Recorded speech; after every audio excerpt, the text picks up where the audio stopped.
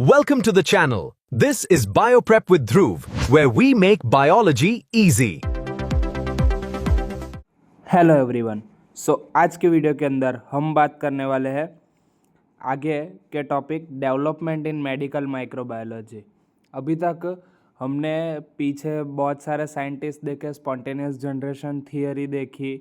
अब आज हम बात करने वाले डेवलपमेंट इन मेडिकल माइक्रोबायोलॉजी। तो फर्स्ट एक नाम जान लेते हैं, रॉबर्ट कॉच, जिनको बोला जाता है फादर ऑफ मेडिकल माइक्रोबायोलॉजी।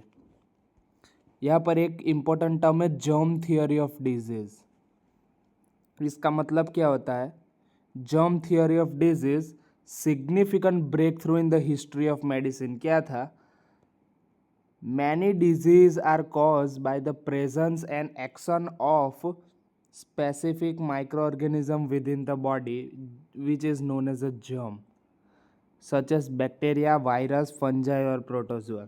ये जर्म थियरी ऑफ डिजीज क्या कहते थे कि डिजीज स्पेसिफिक माइक्रो ऑर्गेनिज्म के प्रेजेंस और उसके एक्शन की वजह से हो सकता है, और उसे ही रिफर करते हैं germ.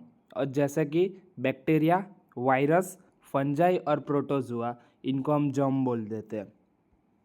Germ theory of disease से पहले जो इम्पोर्टेंट थियोरी चलती थी वो थी मियास्मा थियोरी। वो क्या बोलती थी कि कोलेरा, ब्लैक डेथ, ये सब किससे कॉज होता है? बाय बैड एयर और रोटन ऑर्गेनिक मैटर से। बैड एयर और रोटन ऑर्गेनिक मैटर की वजह से कोलेरा, ब्लैक डेथ जैसी डिजीज होती थी। ये कौन मानता था? मियास्मा थियोरी मानती थी। उसके बाद new theory I germ theory of disease, जिन्होंने बताया कि जर्म होते हैं, उसकी प्रेजेंस और एक्शन की वजह से डिजीज होती है। ठीक है। कोर प्रिंसिपल क्या क्या थे? माइक्रोबियल कोज। तो कोई भी डिजीज हो उसके पीछे माइक्रोस्कोपिक ऑर्गेनिज्म होते हैं। ट्रांसमिशन मतलब माइक्रो ऑर्गेनिज्म ट्रांसमिट हो सकते हैं person to person through contaminated water, food और एनिमल वेक्टर के through. Third point, that is growth and reproduction. Inside the host, germ multiply leads to clinical symptoms and illness.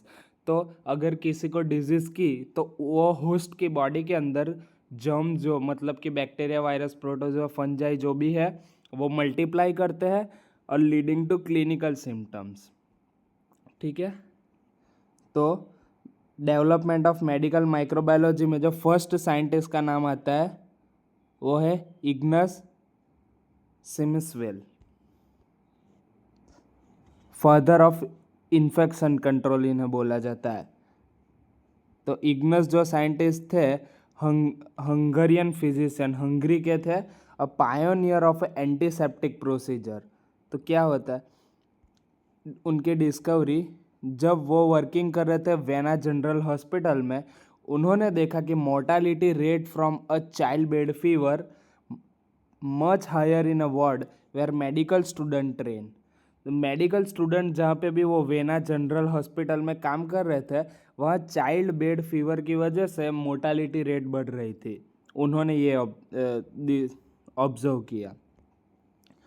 बाद में उनको क्या, ही realised a student performing autopsies then immediately examined patient without washing their hands, transferring cadaverous material। उन्होंने क्या realise किया कि जो student थे वो एनाटॉमी कर रहे थे। एनाटॉमी के सब्जेक्ट में जो कैडेवर होता है, डेड बॉडी, उस पर ऑटोप्सी कर रहे थे, और ऑटोप्सी के बाद डायरेक्ट पेशेंट को एग्जामाइन कर रहे थे। तो उसकी वजह से वो क्या बोले कि कैडेवर के जो पार्टिकल्स है वो पेशेंट के अंदर ट्रांसफ़र हो रहे थे, क्योंकि उन्होंने हैंड प्रॉपर वॉशिंग नहीं किए थे। He mandated that doctor wash their hands in a chlorinated lime solution before examine patient। तो इसके बाद वो कल्चर आया कि हमको पेशेंट को देखने से पहले डॉक्टर को हाथ धोने चाहिए। इम्पैक्ट क्या हुआ इसका? Mortality rate nearly 18 to less than 2% हो गया। तो they were recognised as the father of hand hygiene. Okay, तो उनको फादर ऑफ हैंड हाइजीन भी बोला जाता है, और उन्हीं की वजह से हैंड वॉशिंग का कल्चर आ गया। ठीक है, आगे बढ़ते हैं। जो नेक्स्ट साइंटिस्ट है वो है Joseph Lister, antiseptic surgery. Inspired by Louis Pasteur working on a fermentation, British surgeon थे जोसेफ लिस्टर। उन्होंने ये जर्म थियरी को अप्लाई किया ऑपरेशन थिएटर के अंदर। वो क्या समझते थे, लिस्टर रीजन कि जैसे कि पास्चर ने बताया कि कोई भी फर्मेंटेशन, वाइन का फर्मेंटेशन के लिए माइक्रो ऑर्गेनिज्म रिस्पॉन्सिबल है, वैसे ही अपनी ह्यूमन बॉडी का फ्लैश के सेप्सिस के लिए भी माइक्रो ऑर्गेनिज्म रिस्पॉन्सिबल हो सकते हैं और होते हैं। ठीक है, तो उन्होंने क्या किया, he began use carbolic acid, मतलब क्या है, फिनॉल। फिनॉल का यूज़ किया to clean a surgical instrument, wound and even air in operation theatre via spray. तो वो बेसिकली क्या कर रहे थे, स्टरीलाइज कर रहे थे कार्बोलिक एसिड मतलब फिनॉल की मदद से इंस्ट्रूमेंट को, वुंड को और ऑपरेशन थिएटर की एयर को। उससे इम्पैक्ट क्या आया, method, his method transformed surgery from last resort, often resulting into fatal gangrene, into a safe routine medical practice। तो उनकी ये स्टरीलाइजेशन की टेक्निक की वजह से जो ऑपरेशन थिएटर के अंदर फेटल गैंग्रीन हो जाता था, इन्फेक्शन हो जाता था, सेप्सिस हो जाता था, वो सेफ रूटीन प्रैक्टिस में कन्वर्ट हो गया। जो अब नेक्स्ट साइंटिस्ट जो थे वो रॉबर्ट कॉच। उन्होंने बहुत ही मेजर एक कंट्रीब्यूशन किया था जो कि कॉच पोस्टुलेट्स। क्या थे ये कॉच पोस्टुलेट, बात करते हैं। Koch postulate association, micro organism must be present in every case of disease but absent from a healthy organism. उन्होंने फर्स्ट क्या बताया कि माइक्रो ऑर्गेनिज्म सभी ऑर्गेनिज्म में पाए जाएंगे जिसको ये डिजीज हुआ है, बट हेल्दी ऑर्गेनिज्म में नहीं पाए जाएंगे। ठीक है, नेक्स्ट था isolation. Micro organism must be isolate from the disease host and grown in a pure culture. अब जिनको डिजीज हुआ है उनमें से उसको माइक्रो ऑर्गेनिज्म को आइसोलेट करके प्योर कल्चर करना है। The third step, that is inoculation. Culture microorganism should cause the same disease when introduced into healthy। अभी जो कल्चर किया है प्योर कल्चर, वो ऑर्गेनिज्म को लेके वो सेम डिजीज हेल्दी ऑर्गेनिज्म में होनी चाहिए। और last step, reisolation. The micro organism must be reisolate from the new infected host and identify to be being a original pathogen. और जो हेल्दी इंडिविजुअल में लास्ट में हमने इन्फेक्शन करवाया उनमें से आइसोलेट करके प्योर कल्चर करेंगे और दोनों को कंपेयर करेंगे कि वो जो फर्स्ट पैथोजन था और ये जो नया दिख रहा है वो पैथोजन सेम होने चाहिए।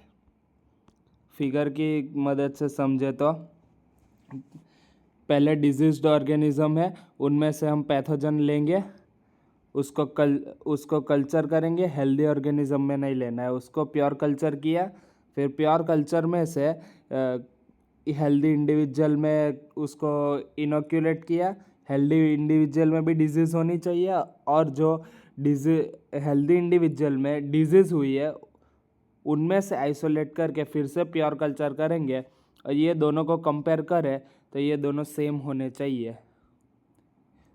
तो हम कह सकते हैं कि पर्टिकुलर माइक्रो ऑर्गेनिज्म ने ये डिजीज़ किया है। ठीक है,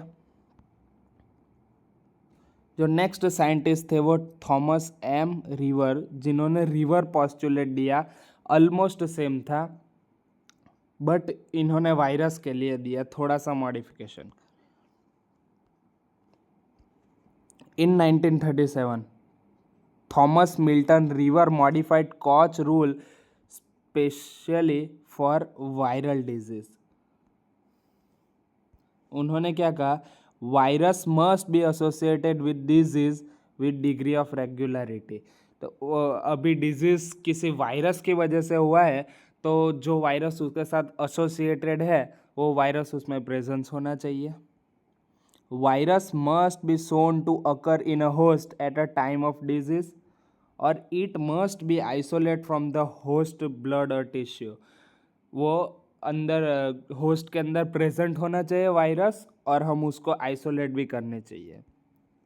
virus must be shown to cause a disease by effect on healthy susceptible organism, जैसे कि उसमें किया था प्योर कल्चर में से लेके हेल्दी इंडिविजुअल को इन्फेक्शन करवाया तो वो भी इन्फेक्टेड हो गया। इसमें लास्ट में इम्यूनोलॉजिकल प्रूफ चाहिए। Crucial addition by a River detection of specific immune response antibody against a virus in the host after infection. तो इनके अंदर होस्ट के अंदर इम्यूनोलॉजिकल प्रूफ मतलब कोई भी वायरस के अगेंस्ट स्पेसिफिक एंटीबॉडी मिलनी चाहिए। और इन्होंने ये एक न्यू एडिशनल स्टेप किया। और दूसरी चीज़ कि हम बैक्टीरिया को कोई भी मीडिया के अंदर कल्चर करते हैं, वाइल वायरस को लाइव सेल के अंदर कल्चर करना पड़ता है, जैसे कि एग सेल और एनिमल सेल, प्लांट सेल वैसे। उसके बाद यहाँ पर ये लिस्ट ऑफ नेम है जिसमें डिजीज़, उसके इन्फेक्शियस एजेंट, ये कौन से ईयर में ढूंढा गया और कौन से साइंटिस्ट ने इसे डिस्कवर किया, इसकी ये पूरी लिस्ट है। ज़्यादातर कॉम्पिटिटिव एग्जाम में रॉबर्ट कॉच के लिए पूछा जाता है, तो वो खास याद रखना कि रॉबर्ट कॉच 1877 में एंथ्रेक्स डिजीज़ कौन कॉज करता है, बैसिलस एंथ्रेसिस, ये रॉबर्ट कॉच ने ढूंढा। इन 1882 माइकोबैक्टीरियम ट्यूबरक्यूलोसिस, जो ट्यूबरक्यूलोसिस करता है। और इन 1883 विब्रियो कोलेरी, जो कोलेरा कॉज करता है। बाकी ये बहुत बड़ी लिस्ट है, इनको याद रखने की आपको ज़रूरत नहीं है। तो बस आज के वीडियो के लिए इतना ही। पसंद आया तो लाइक कर दे और चैनल को सब्सक्राइब कर दे। मिलते हैं नेक्स्ट वीडियो में, तब तक के लिए बाय बाय।